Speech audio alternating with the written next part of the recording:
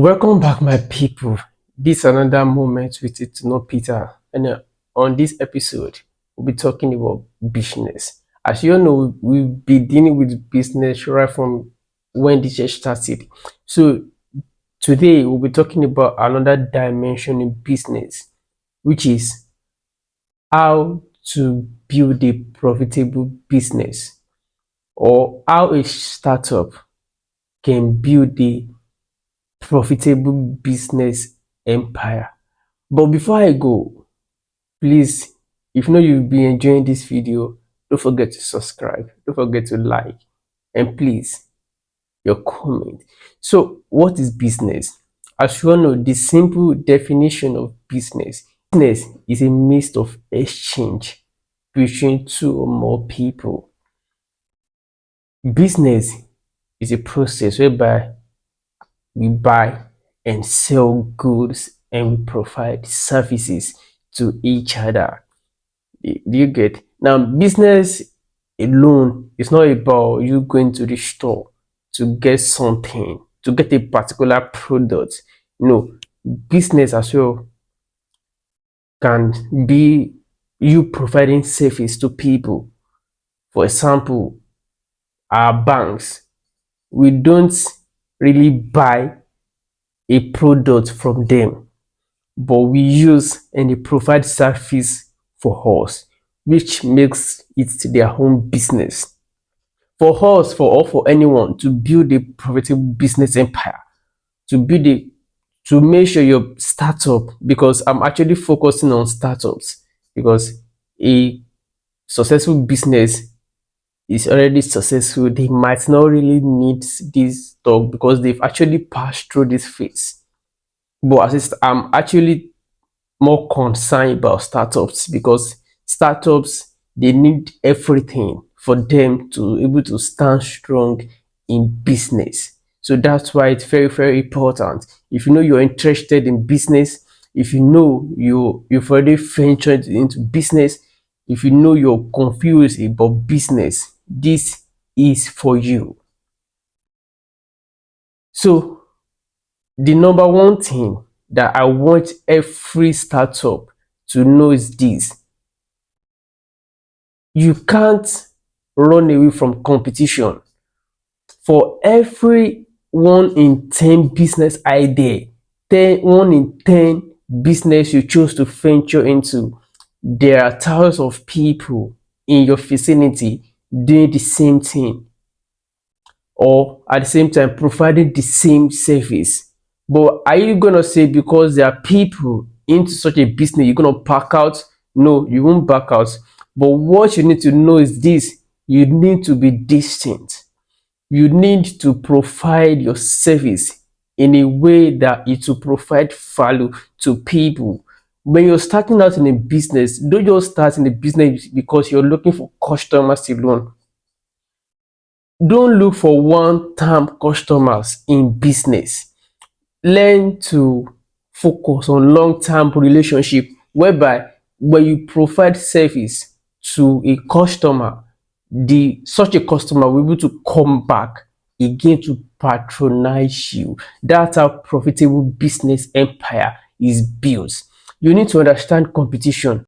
Competition in markets should help you to re-strategize your business plan, to evaluate your business idea and your business policy, how to treat your customers, how to validate order in customer relationship, how to foster the relationship between you and your service that you provide to people. That's how it should be.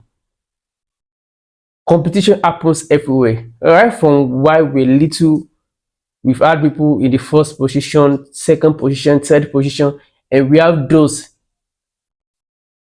at the last in class.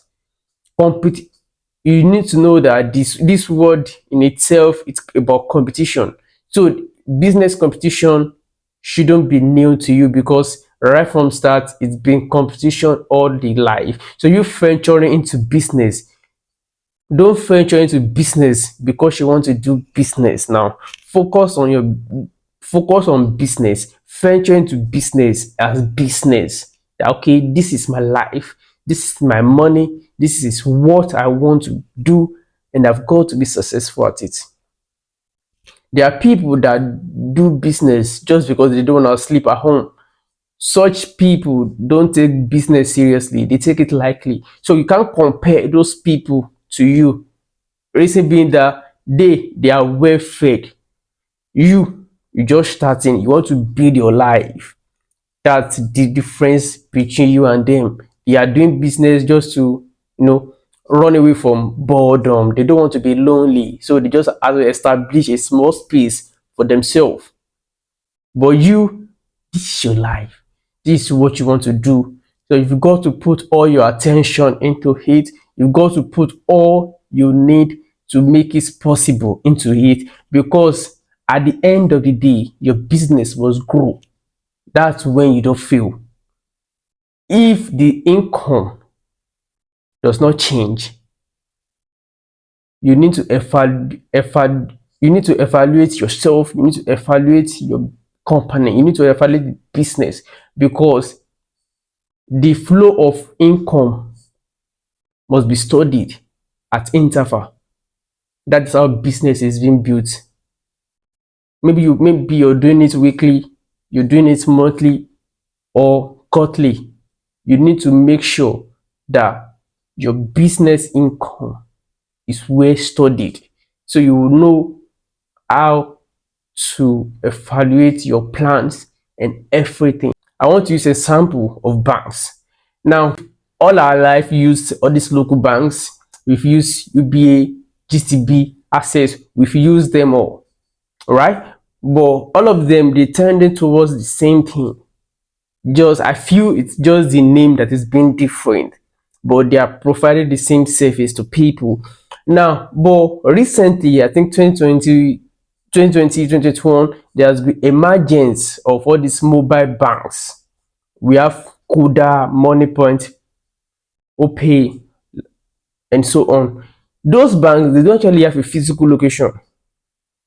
Now, they are coming into a different market, that an well-established market, that it is being held by powerful people, powerful men in the society, by being held by giants in the economy of nations.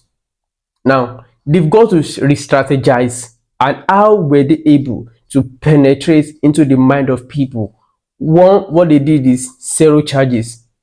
So per transaction, what your transactions are free. Two, fast transaction. So at this point, if you're not using all these online banks, people don't actually trust the transaction process. Why? Because in my local banks, it takes hours or minutes for it to be processed and I receive the alert. But online banks, let me say, it's instant drop. So tell me why I won't choose online banking over the local bank. Back then in school, once I'm going to bank, I'm actually scared. Reason being that there are people, like, you will see queue, you will see people in front of banks waiting for their turn, whether they have a complaint, whether they want to use the ATM, you will definitely see queue. So me having issue with banks, it's kind of something I don't wish for myself. Why? Because I have hundreds of people already at the banks before I get there. But all this online bank, it's something I can just test on phone and the issue will get resolved. Even it's to the point that I can be here and my ATM will meet me at my place, at my comfort zone. So that was how these people were able to penetrate into the market. For you to penetrate into any market, you need to be able to capture the mind of people. You need to be able to change the mind of people that what you want to offer is different. Why? Because they've been accustomed to a process for a very long time. So you coming in with a different method, you need to tell them that yours is different from what they've known for years. It might take time, but makes it worth it. So the mind of your customers, the mind of your clients, the mind of the people that you want to capture is very, very important. Know how to penetrate the mind of individual. Know how to sell your market, know how to sell your products, and most importantly, know how to sell yourself in any service, in any products you're offering. Then number two, to build a profitable business. Stock keeping, bookkeeping, record keeping, keeping. They're very, very important. Reason being that excessive spending of income leads to downfall of business. When the expenses is higher than the income, there won't be money, there won't be fund to run such a business. So in everything you're doing, make sure you're able to cut excessive spending. I know this might hurt, but once you know that the expenses you're spending is more than the income, please, you can lay off staffs that you know their services can be subsidized with others. That's a business I do. You know, sometimes you see that banks, some companies lay off staffs. The act might be wicked, but at the same time, before the staffs, they need to save the company. So you need to keep records, you need to keep accounts records, you need to keep every record of stocks, because at the same time, you can't be everywhere at the same time. So you put people in charge of your business. One thing you need to know about human is that human being cannot be trusted. Some are filled with greed. So when they are fighting for you, you would think they're fighting for you, but they're actually fighting for their own pockets. They are fighting for what they will eat. They don't mind having it once. You might pay them as much as possible, but human beings are greedy in nature. Human being cannot be satisfied. It is not them fault. That's just how they are. So it only out of hundreds of steps, it might only be 10 that will be trustworthy. So that is why you yourself, as the chief executive, as the founder of any business, you need to monitor your business. Don't just put your business in that of just any other person in the name of trust, and you turn a blind eyes to the record book. Once they see that you're not consistent with accounting, they will penetrate in and try to embezzle, to take funds. You would think they are using the fund for the purpose of the business, for for business purposes, but at the same time, you yourself, by the time you got to realize, you see that the business is actually going downhill. Why do you think Nigeria is still an underdeveloping country? It's not that we don't have the resources needed, it's not that we don't have the funds needed, but a bad leadership can never bring a good development, because all they care about is them pockets. How to have more fund, how to acquire more fund. That's the difference. There's nobody to caution them. There's nobody to shout at them and say, what you're doing, stop it. It's not a criminal offense to embezzle funds, because right from start it has always been like that. So the foundation of a business is very, very important. If you start a business on a very strong foundation and a street principle, that is what your staffs as well will build upon, and it will transfer. Keep records of accounts, so you will know when there is deficiency. You know how well these people are actually lagging behind, because no one can manage your business the way you yourself will manage your business by yourself, but you can't be everywhere at the same time. Look at this man, Dangote. Dangote has like 5 companies. Are you telling me he's gonna be there all the time? Or do you think because he has different company, he doesn't take account of them, or he do? It might not be often, it might be monthly, biannual, but he does that to keep the company in check. So you as a startup, don't just do things anyhow. Have a record book, have an accounting book that you do account. With that, you're able to balance your stock. You're able to know, okay, these are the markets people buy. These are what people need. You're able to keep it in stock. Because now, this applies to those that are selling goods. Maybe, people have different interests. You will see that in your account book that people actually buy this particular product more. And that is where you will come in, because the moment people are unable to see the product they have interest in your store, they might shift their attention to another store.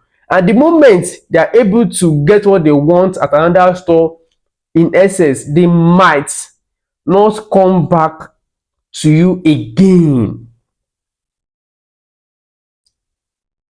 We ourselves as individual, something like that has happened to us one time or the other, that our favorite store does not have what we need at that particular point.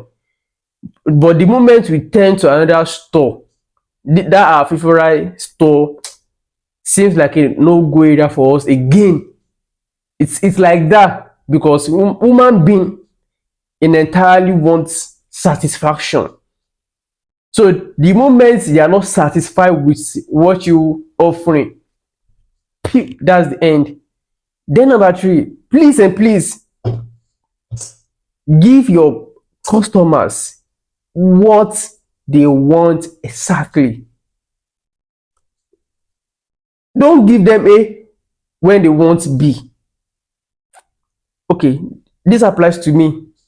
There's this fashion designer I do give my clothes. The guy is very good, but I stopped giving my clothes. Reason being that I don't wear large. If it's not extra large, don't make it for me. I don't like long sleeves. Give me short sleeves or 3/4 sleeves. That's what I want. That's what I want. But this guy, no. I told him I want extra large. He will make large, sometimes medium, and tell me it's fitted. It is not what you think will fit me. It is what I want that you should make. Learn how to satisfy what your customer want. And if you feel that, okay, maybe what your customer wants might not actually bring the best out of your product, it's something you can communicate with your client and make him or her see the reason you chose that this will fit the client well. So don't make decision by yourself. If your customer wants A, give them A. If they want B, give them B. If they want green, don't say blue is better.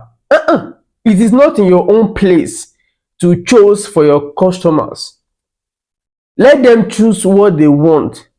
Because the moment you're trying to convince your client to choose a different thing entirely, they will see somebody that will take it as how they want it. So please give your customers what they want. I've seen a lot of business crash on social media. Why? They made a mistake. Maybe someone wants size 35. You went ahead to give size 39. Instead of you to admit, you tell them just wear it like that. Wear it with swag. It doesn't matter. That's a bad business strategy, to be honest. This is a word of social media. People can just post your business online and that might be the end of it all. So please, you've taken years to build your business. Don't spoil it with a single mistake. Thank you. Please, at this end of this video, you see me next week. Don't forget to like, to subscribe, and comment. Thank you for sitting and watching this video. Really appreciate it.